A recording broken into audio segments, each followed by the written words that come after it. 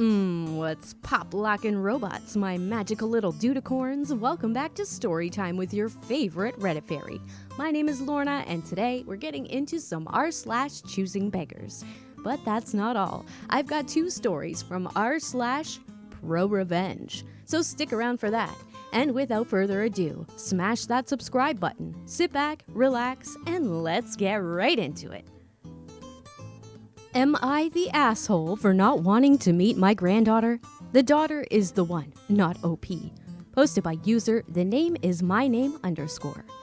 This was the one on Am I the Asshole, but cross-posting isn't allowed. I had my daughter when I was very young and things didn't work out with her mother. I had visitation rights and that was pretty much it, as I was dragged through the court system by her mother and bled dry. I made sure to pay child support, and even though I had evidence that none of it was ever used properly, social media posts and my daughter always needing things, I didn't contest anything. Whenever my daughter contacted me for something, I helped her out. As she grew up, however, I saw her slowly turn into her mother. Her demands for money became more desperate, and every month she was in some sort of financial trouble. Things didn't improve when she turned 18. I offered to pay for her university, but it turned out she never even got accepted and had faked everything to get money off of me. During this time, I got married and had 2 children, but I still tried to support my daughter. I learned my lesson and stopped giving her money directly and offered to pay for things directly. She wasn't happy with this. She'd cut off contact with me every time I refused to give her money, only to pop up after a few months for a new request for money. The breaking point came when she was pregnant and needed a guarantor to rent a place for her, her partner, and the new baby. I happily accepted and helped her with the first few months' rent. This turned into the landlord contacting me every month as they hadn't paid any rent. My granddaughter was born and I wasn't allowed to see her. When I turned up to the flat unannounced, she called the police on me. In the end, I realized I was just seen as a cash machine and decided to sever ties and not hurt myself anymore. I sent her an email and a letter to know that I was done, that I'd pay the rent for another 6 months, and that would be it. I also forwarded her resources from the local council so that she'd be able to get a council flat. 6 months went by with no contact. I was then contacted by the landlord as they trashed the flat before leaving, causing me to pay for the repairs. From the very little contact I have with her mother, I know she managed to secure a council house and isn't homeless. Since then, she's contacted me for money and I've ignored it. Now, however, she's using my granddaughter as leverage. I need money. Your granddaughter needs money. If you ever want to see her, you need to give me money. My granddaughter is 18 months old and I have never seen her. My head hurts too much and I can't keep being used like this. Her mother already has enough terrible things to say about me, but now my wife is saying I'm punishing the child for nothing. Oh my god. No, he is not the asshole. Not at all. Not at fucking all.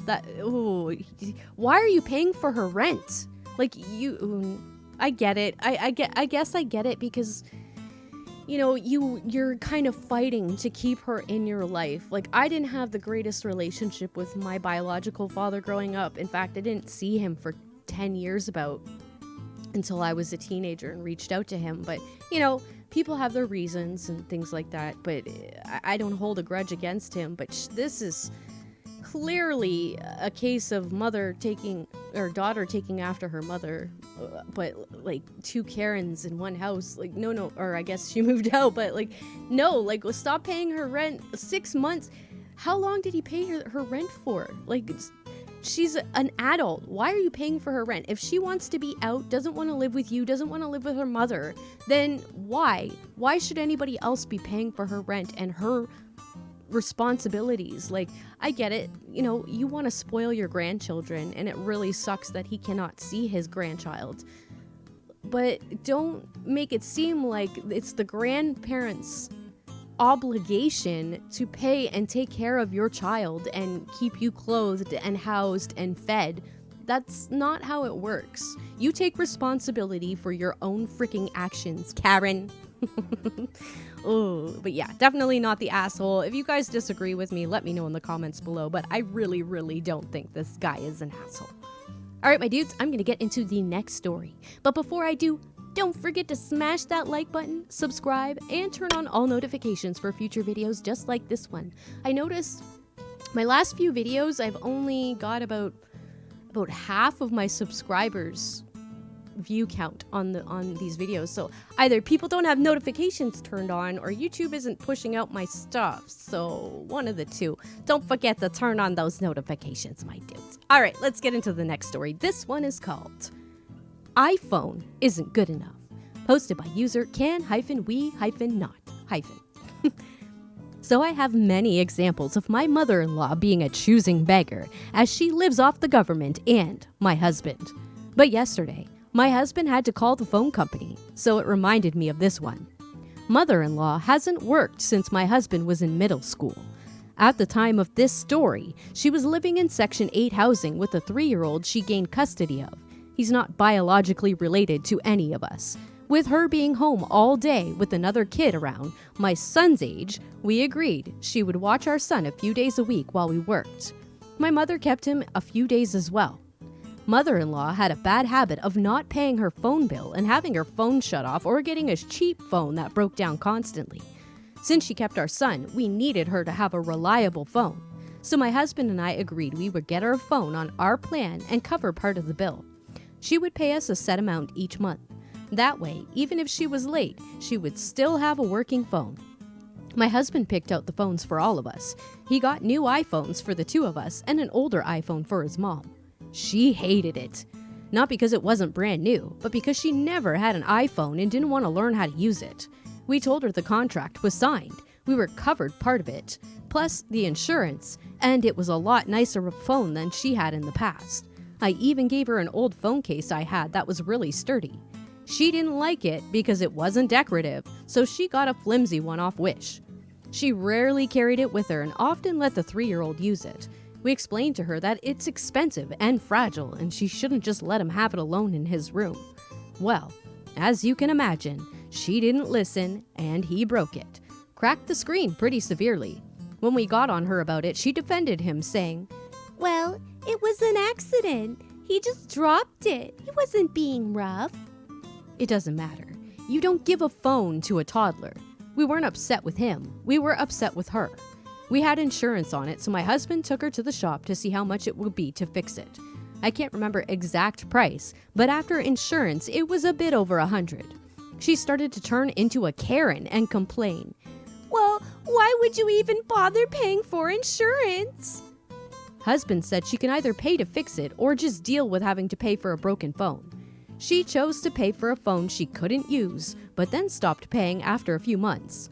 Husband called and had the line cut off, but still had to pay the phone off. Mother-in-law somehow got it in her head that she could give the phone to niece, who was 11, without telling us. Niece paid to have the screen fixed, but it still had issues and the line was disconnected, so it wasn't usable. She said once we paid the phone off, she could get it fixed and activated again. We said no. If we pay for it, we are keeping it. So we took the phone back. She is mostly out of our lives now. Husband won't cut her off completely, but we stopped letting our son go over there when she kept bringing in roommates. Illegal if you have Section 8. Cops got called and drugs were found on one of the roommates. CPS took the boy and placed him with another family member.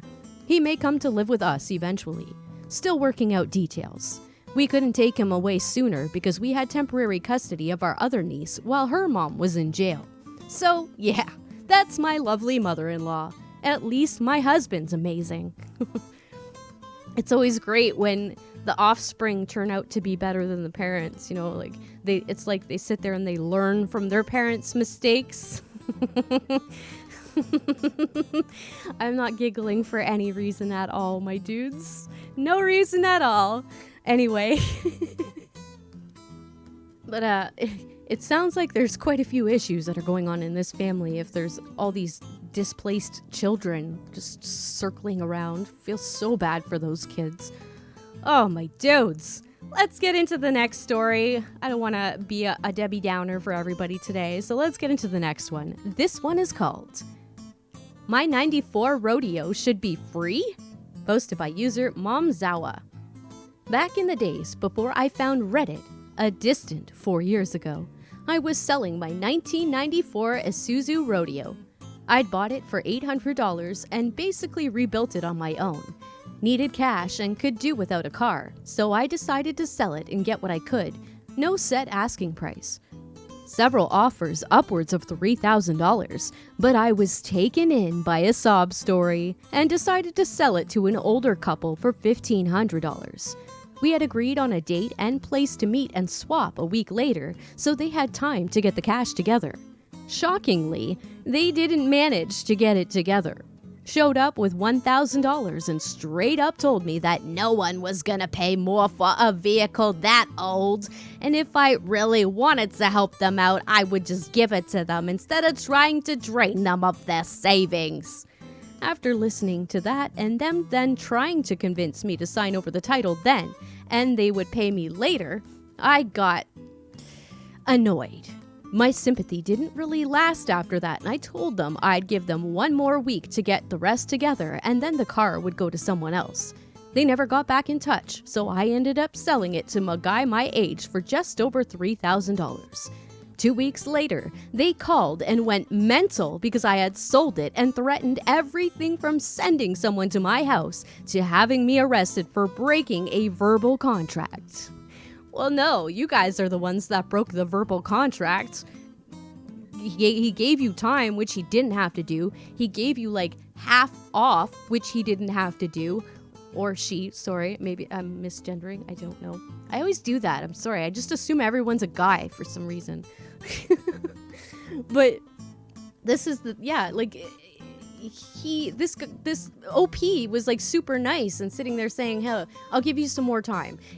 When they showed up with $500 less than what they agreed on, I would have right then and there said, no, fuck off, get out of here, you're being a dickhead. Especially when you're going to insult me saying nobody else is going to pay more for that than you are, when I've already had offers. I would have just said sayonara, you know?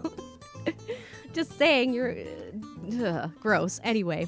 Let's move on to some pro-revenge, shall we? This one is called Wife Cheats on Husband, Gets Humiliated in Front of Entire Family. Posted by user JokerKing__. Sorry ahead, English isn't my first language. Not my revenge, but my cousin's. He absolutely humiliated his now ex-wife in front of her entire family. Here's the cast. Myself, who's male, now 18, cousin, now early 30s, cousin's wife, late 20s, now ex-wife, my dad, early 60s, and my grandmother and grandfather, in their now late 80s. Here's the background. When my cousin was really young, his father died of alcohol poisoning. So growing up, he always looked at my dad as a father figure. He would always show up at my grandparents' house when we used to live there. My dad would help him out with whatever he needed and treated him like his own son. When me and my sisters were born, he would always come and help around the farm or babysit us. So growing up, he was like a big brother for me. He would watch out for me and play with me.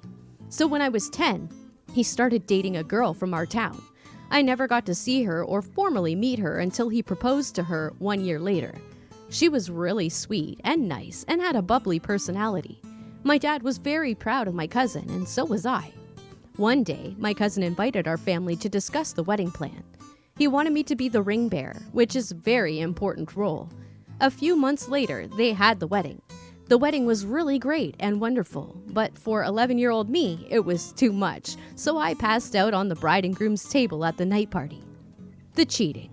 After they got married, they had 2 kids, 1 boy, and 3 years later, a girl. Now my cousin didn't study that much, so he didn't have that much opportunity on getting a job.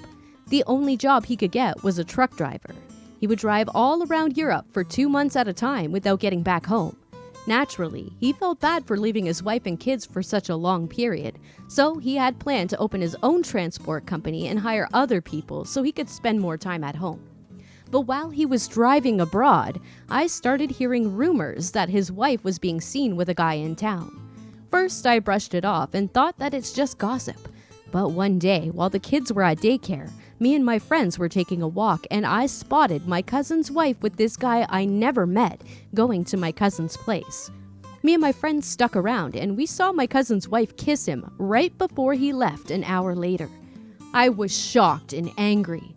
Later, I went home and told my dad and asked him if we should tell our cousin. He told me to keep it secret and not to tell anyone, and he'll handle telling my cousin. My cousin came back from abroad a week later, and my dad called him over for a beer and told him they need to talk. After a while of catching up, my dad got a serious look on his face and told my cousin of what I saw, and called me over so I can confirm it to my cousin. Much to our surprise, my cousin wasn't as surprised as we expected.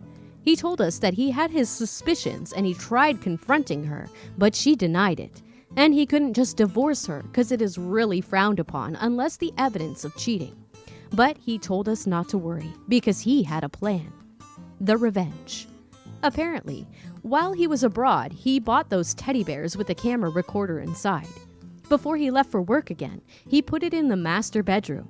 It wasn't suspicious at all because there were a lot of plushy toys as decorations in the room. When he came back, sure enough, he had his evidence. A week later, he called everyone from the family over for dinner, even his wife's parents. No one knew of his ultimate plan, not even me and my father. When everyone arrived, he told all of us to turn our attention to the TV. He pushed a video of his wife and her lover having sex in their master bedroom. Everyone's jaws dropped. Everyone could see that it was my cousin's wife, and my cousin just slammed divorce papers on the table and said, "I want a divorce." My grandmother got up pissed as hell and spat on my cousin's wife's face. She immediately started crying and ran out of the house. After that, her parents took her to their house and I never saw her again. A few months later, they officially got divorced and they got shared custody over the kids. Now my cousin is remarried with a really nice woman and has a great transporting business going for him. Oh my God. Oh God. Oh my God. Okay.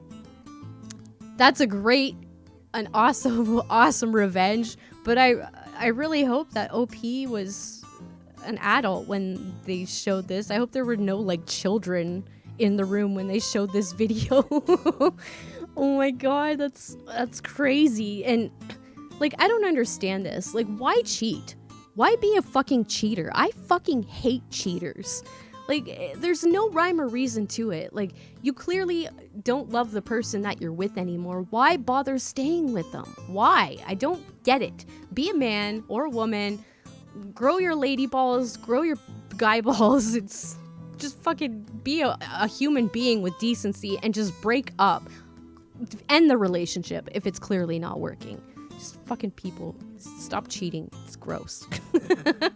All right, my Dudorinos, I got one more story for you from r/pro revenge. This is a little bit of a long story as well. There's a couple edits at the beginning I'm just going to skip over. Maybe I'll come back to them at the end. But this one is called I Got a Child Predator Fired Today. Posted by user Sass. Quick background. I'm not a cosplayer myself, but I have plenty of friends who are, and so I'm in an online community group with cosplay and gaming as its main focuses.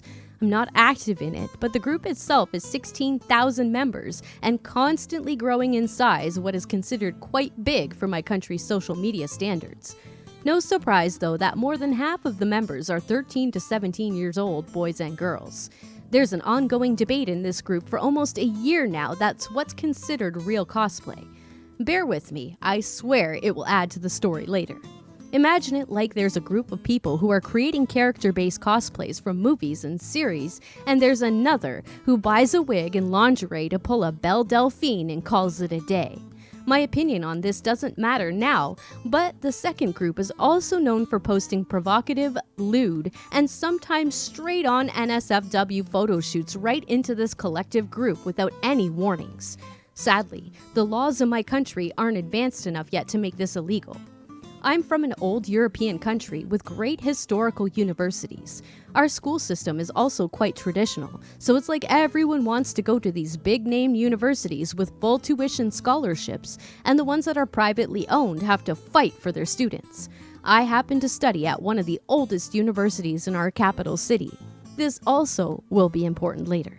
So on to the story. One of my friends posted on her private page about this issue, and I noticed a girl commenting that everyone should let them be, and Anyways, it's natural for 12 to 14-year-olds to watch their parents and other adults naked while bathing or just walking in the home. If anything, they should be glad that these cosplayers are making a favor by enlightening the kids about female bodies and sexuality. It won't make no warnings, and the young boys are interested in this anyways, and they can find it everywhere. My blood pressure went from 0 to 100 in a few seconds of reading this. So I replied, trying to contain my anger and simply telling her that, no, it isn't normal for kids to be exposed to such at such a young age. I get that this is a cosplay group and she wants to share her content, but she should simply put a warning on it and everyone would shut up. At least then it would be the stupid kid clicking on it, not her blatantly sharing it into their faces. And the fact that kids are exposed to such content easily at many media types doesn't mean she should willingly be one of them. She replied, stating that I'm clearly a prude and we live in a very different worlds. She accepts and respects mine, and I should also do so with her views, cause this is also cosplay.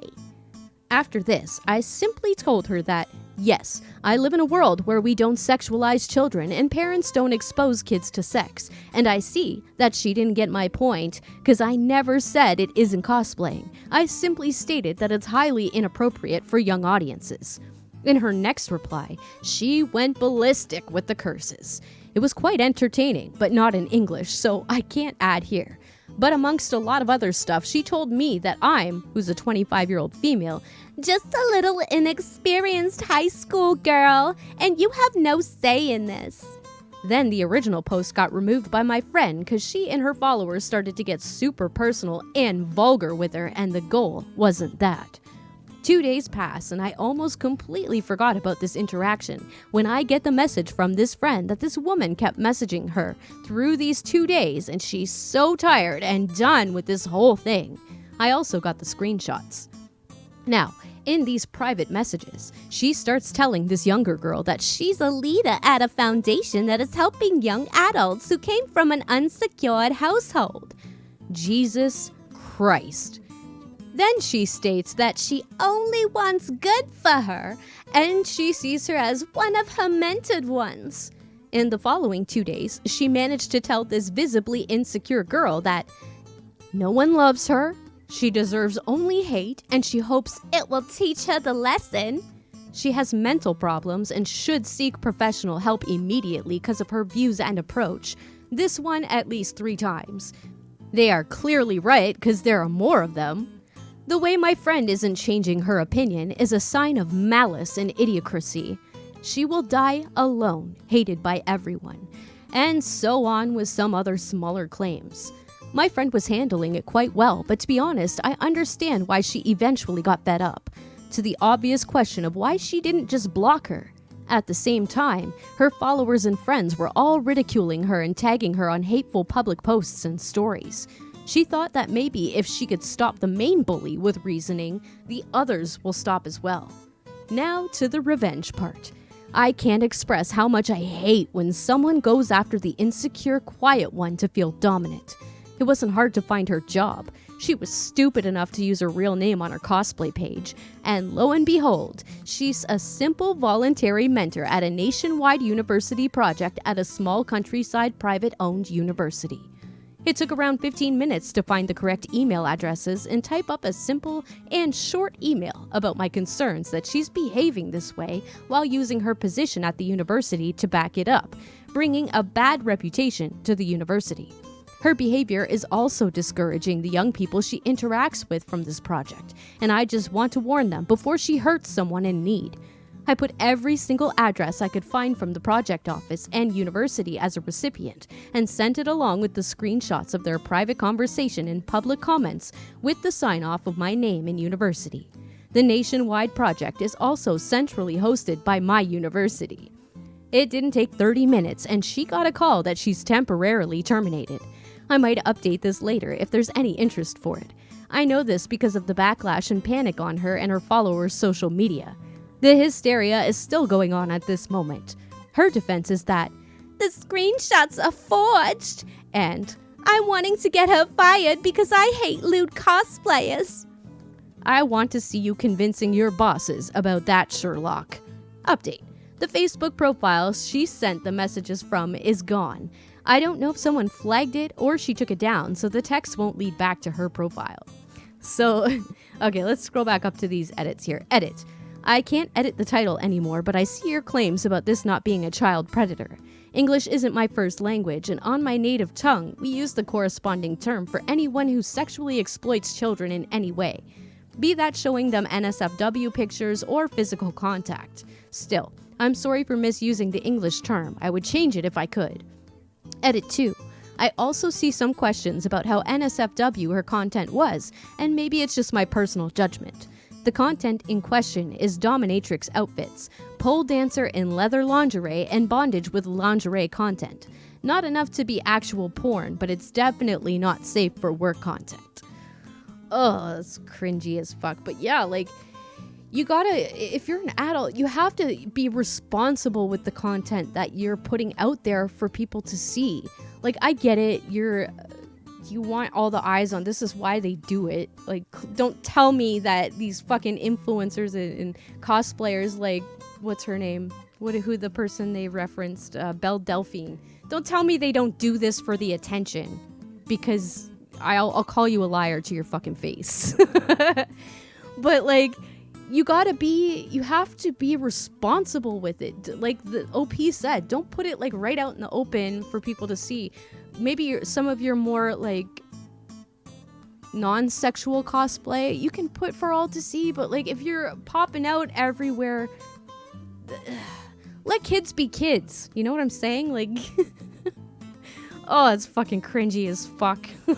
Maybe some people disagree with me. There's always going to be someone who disagrees with you, but that's my opinion. I'm sticking to it. All right, my dudes, this has been a super long episode today. I had to turn my AC off so it wouldn't sound like really loud, and I'm sweating my lady balls off, so I'm gonna end this now. I hope you guys enjoyed this video. Thank you so much for watching. Smash that like button if you did like it. Don't forget to subscribe and turn on all notifications for future videos just like this one. As always, the links to these stories will be in the description below, so head on over to Reddit and show those posters some love with some upvotes. You know they deserve it, and I will see you in the next episode. Peace out, my dudes!